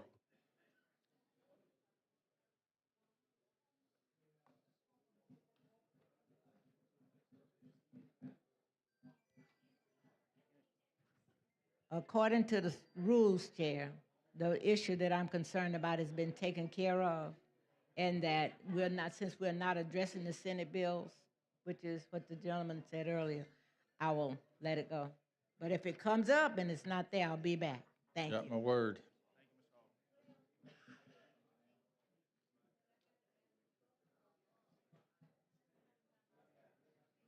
Thank you, Mr. Speaker. So is it your understanding that the Senate is going to have the language that Representative Hall is talking about? Yes, ma'am. So then it won't be necessary for her to do it here? Yes, ma'am. Because when the Senate bill come down, we'll accept the Senate bill? And it'll have the corrections in there. That's the plan. Oh, okay. I just want to make sure that's what's going on. But otherwise, I just off the surface, I know I've gone to the place where they want to have the farm center. It used to be the old Hallmark properties there that's outside of Birmingham, and just dealing with the things that they have talked about bringing there. It would be an access not only for the whole state of Alabama as it relates to our children, because with all the things that they have planned forward, what it can teach our children is that farming is no longer just planting a seed or raising animals anymore. It has architect and engineering and a whole lot of other professions that can ensure that we have more accurate farms and more successful farms in this day and time. And I think that it does have the possibility of not only having one in Jefferson County, but I believe with the success that it eventually will be there, it'll be a center that we like to duplicate throughout the state. And at the end of the day, especially with the different types of experiments and things they would do on behalf of farming at this farm center, and hopefully in the future we'll have others, will make sure that farming is more sustainable, and it would reduce the cost of it because of the things they'll learn at this farm center. So I appreciate it and bringing it. I do know that there's possibly some other questions, but I think the overall view of what's going to happen there is going to be very beneficial to the state of Alabama. Thank you, right. Thank you. Question for the body now is the adoption of the sub. Clerk will unlock machines and the members will vote.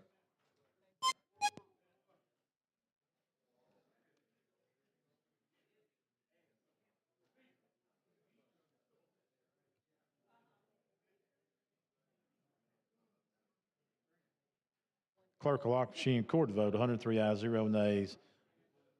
Committee sub has been adopted. Mr. Chairman. Ask for final passage. That is the question, is final passage. Chair recognizes the gentleman from Marengo, Representative McCampbell.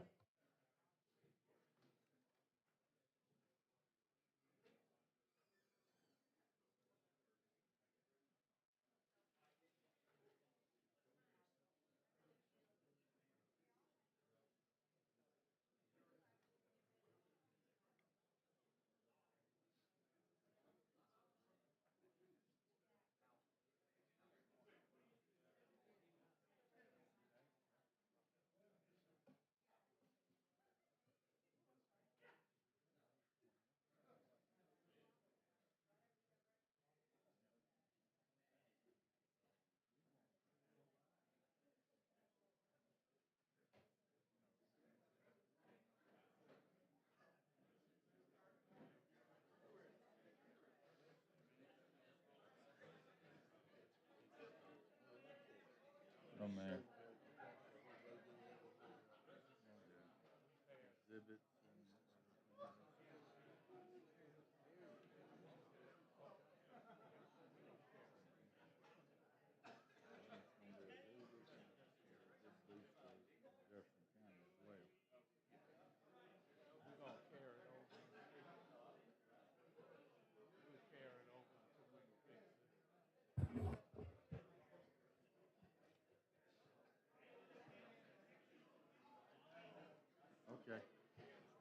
Okay, that'll be fine.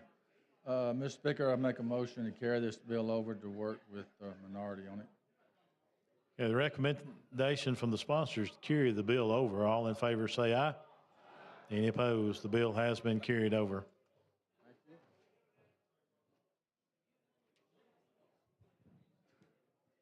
Clerk, call next bill.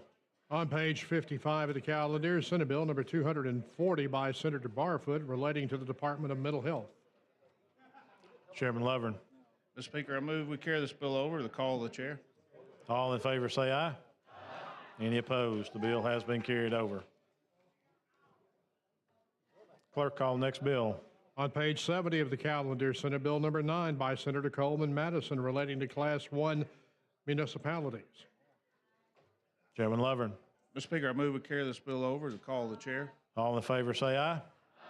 Any opposed? The bill has been carried over. Chairman Lovern. Mr. Speaker, I move we carry this bill over to call the chair. All those in favor say aye. Aye. Any opposed? It has been carried over. Clerk, call next bill. On page 30, House Bill number 347.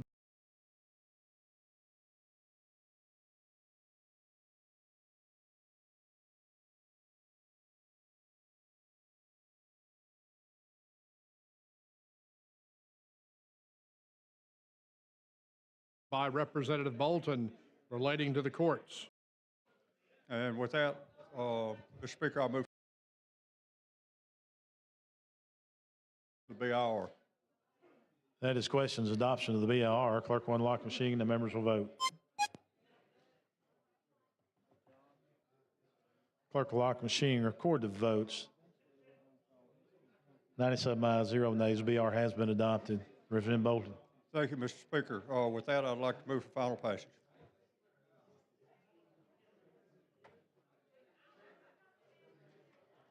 That is questions final passage of HB 347. Clerk unlock machine. The members vote.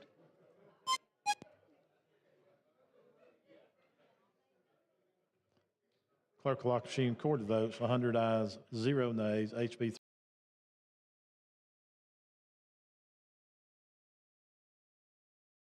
347 has passed. Thank you, body. Thank you, Mr. Clerk, call next bill. Bill State Compact. Representative Moore. Mr. Speaker, this bill is part of the Lieutenant Governor's military stability package.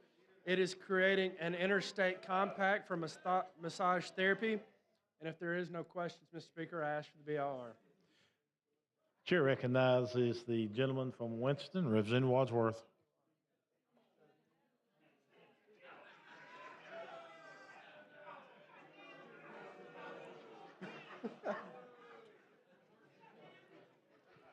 Just want to clarify one thing. Under this interstate compact, if there's somebody that's been approved in another state to be a massage therapist, there is no investigation in the state of Alabama. They're automatically accepted. Is that correct? Correct. And it doesn't have to be military. It can be anybody. Correct. And so we're giving up, if they're approved in any state, it is in this compact. It compacts, and there's no investigation done for the state of Alabama. Yes. Okay, thank you. Chair recognizes the lady from Jefferson, Representative Moore.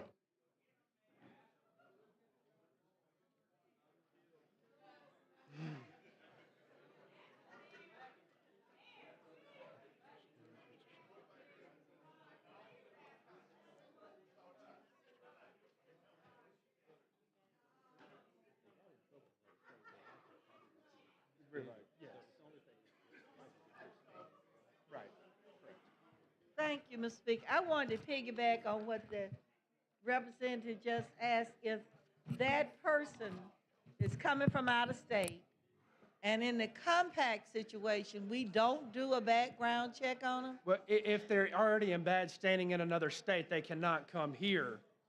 But if they are in good But standing. what happens if, and there have been cases where people have gone from state to state, and for some reason, the person that they work for, even the military, have covered up criminal incidents that have happened. What do you do when that person come and that criminal nature surface again? Would it be known in another state? Huh? Would it be known in another state when But they I moved think here? if we did a background check, we might have, especially if they're military, there might be some statement that would cause us to look further into it. Okay. You see what I'm saying? Because I think and it's not dealing necessarily with the massage therapy, but if you listen to some of I know within recent months, when they've talked about other incidents that have happened on military bases, and if they had done background check when that person went from one base to the other base, they would have saw that something happened before the person got into the situation that they harmed somebody in another state. So I just believe that when you're talking about massage people, not that they're all bad, and I don't believe that, but it just is too much of an open opportunity to do things that they could get away with. And we've seen that with athletes and everybody else, that it's something that we need to just dig down with certain professions, because over time we're learning more and more where criminal activity has taken place and has been covered up. But if those people had delved just a little bit, they would have found that there was some red flag somewhere. They might not have been a thorough investigation, but there was a red flag that was documented that something possibly could have happened. So I do have concern over that just giving them a go-ahead and not doing anything for certain professions. Right. For certain profession, and this is one. Okay. Chair thanks the lady. The question for the body now is the adoption of the BIR. Clerk will unlock the machine and the members will vote.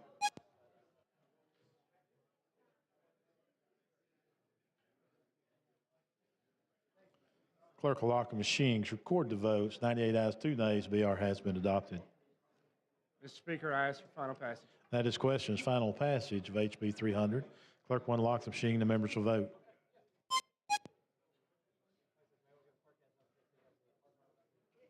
Clerk will lock the machine. Record the votes. 101 ayes, 1 nay. HB 300 has passed. Thank you, Mr. Speaker. Thank you, body. Mr. Clerk, let's call back HB 432.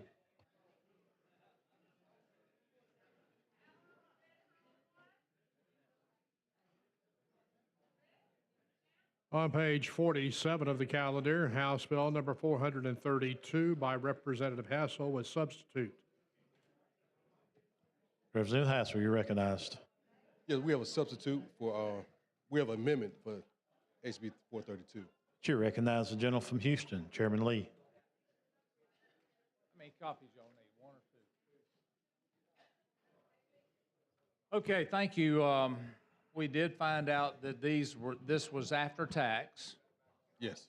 And so we had the discussion. There were several in the room, and we came to a conclusion that for the state employee, that it's important to make sure that they don't overindulge in this. So we put a $300 a month cap on this, which is a $3,600 a year cap with the state of Alabama. And that may sound like a lot or a little, but what it does, at least has a limit on what it can be done or not. So there's some adjustments here on the lines that says the state comptroller may not deduct more than $300 each month from the salary of a state employee for post-tax withholdings. Clerk, see the amendment. Amendment to House Bill number 432 by Representative Lee. Representative Hassel, how do you recognize the amendment? It's a friendly amendment. You heard his recommendation for a friendly amendment. If you're for the adoption of the amendment, your vote will be aye. If not, your vote will be no. Clerk will unlock the machine. The members will vote.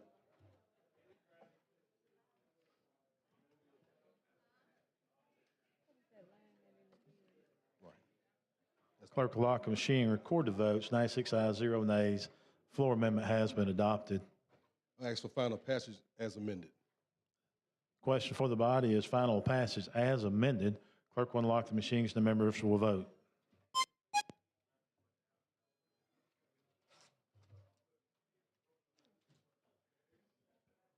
Clerk will lock the machine, record the votes. 86 ayes, 16 nays. HB 432 has passed as amended. Good job. Good work, guys. Thank you. Thank you, the body. Mr. Clerk, let's call SB 252 back, please. Out of the basket, I'm sorry.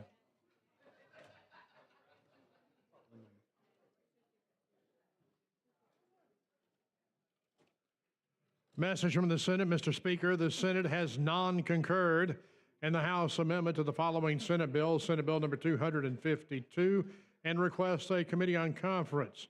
And the Senate has appointed as committee on the part of the Senate, Senators Chambliss, Reed, and Stewart, signed Patrick Harris, Secretary. Chairman Shedd. Thank you, Mr. Speaker, for recognition. I request the House we go to conference. Heard the recommendation of the sponsor. The House Conference Committee will be Shedd, Witt, and Lawrence. Shedd, Witt, and Lawrence. Thank you, Mr. Speaker. We got to vote to non-concur and go to conference first. That'll be so the motion will be to non-concur. All those in favor say aye. Aye. Any opposed? Chair recognizes the lady from Jefferson for a point of personal privilege. Representative Shedd, what were the issues on this bill? The amendment that we put on here in the House, the Senate didn't agree with it, so we go and discuss it. So they didn't agree with our amendment, That's but right. we accepted their amendment. But they don't agree with our amendment. They didn't agree with the amendment that we put on in the House. Okay, thank you, Mr. Speaker. But, Thank you. but we accepted their.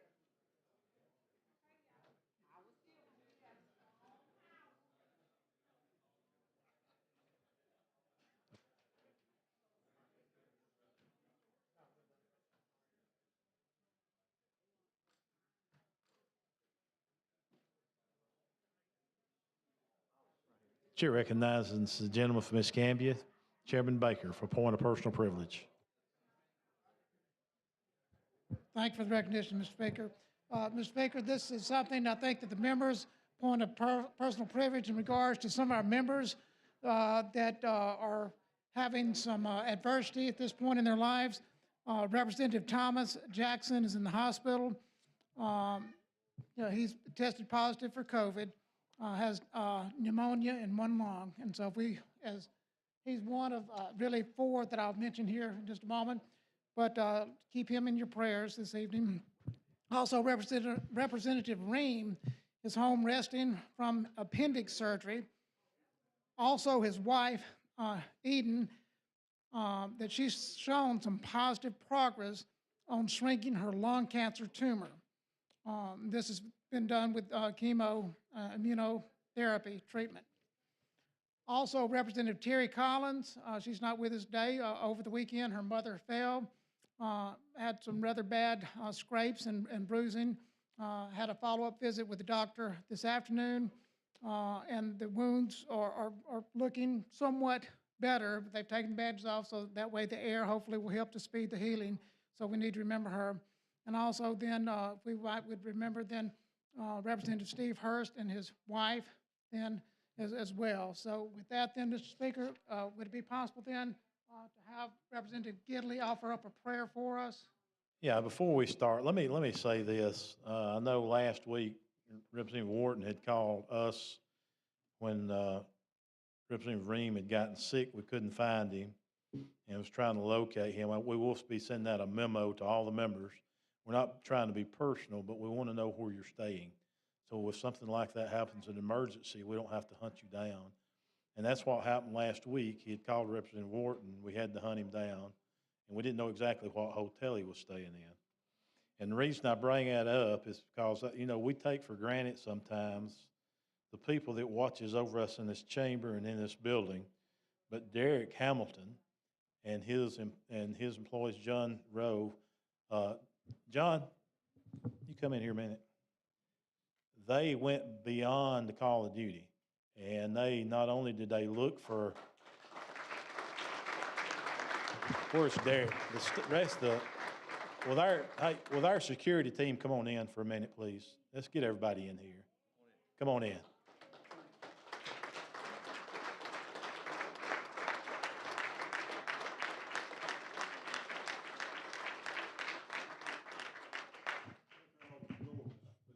They're all snoring. Is that what you said? Oh, at the door. I'm sorry. Yeah. Yeah. Okay. Yeah. Y'all come on in, guys. We'd like to recognize you for the work you've done. Not only did they help us make sure where Representative Ream was, they went to the hospital where he was carried to, and not only that.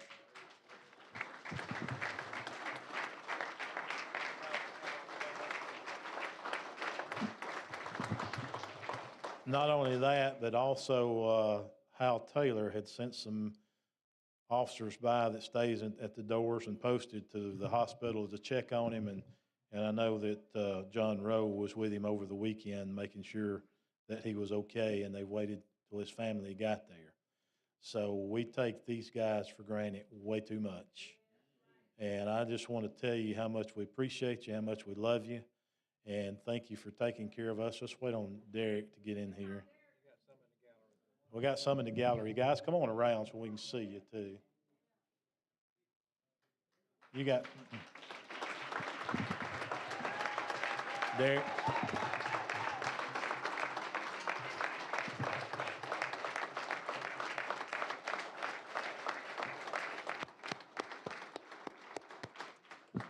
And Derek would like for you to make a speech too, right? We just want you to know how much we appreciate what you do and how much we care for you, and thank you so much. And you know, y'all go beyond the call of duty to take care of our members. And I just want to tell you thank you for what you do. Let's give them a big hand again. Thank you, guys.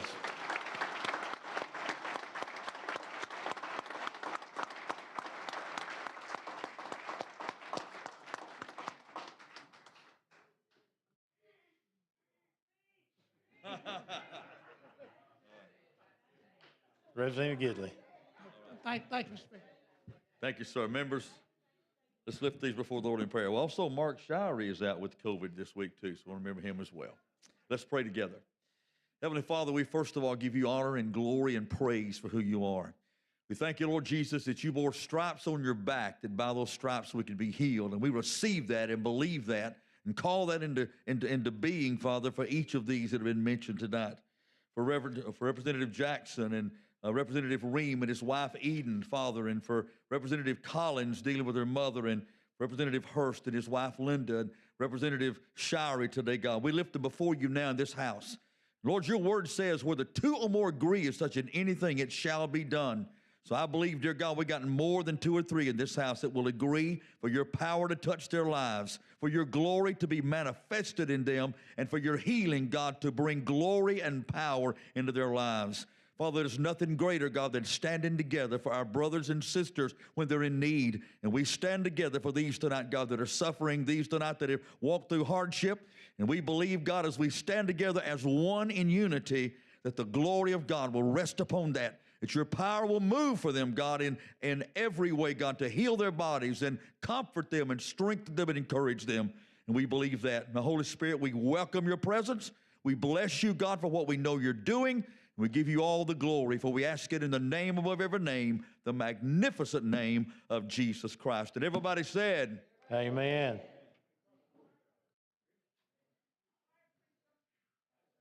Chair recognizes the gentleman from Mobile, Pro Tem Pringle. Ladies and gentlemen, having agreed to meet Thursday at 9 a.m., I move the House stand in adjournment and leave the journal open. All those in favor say aye. Aye. Any opposed? We are adjourned.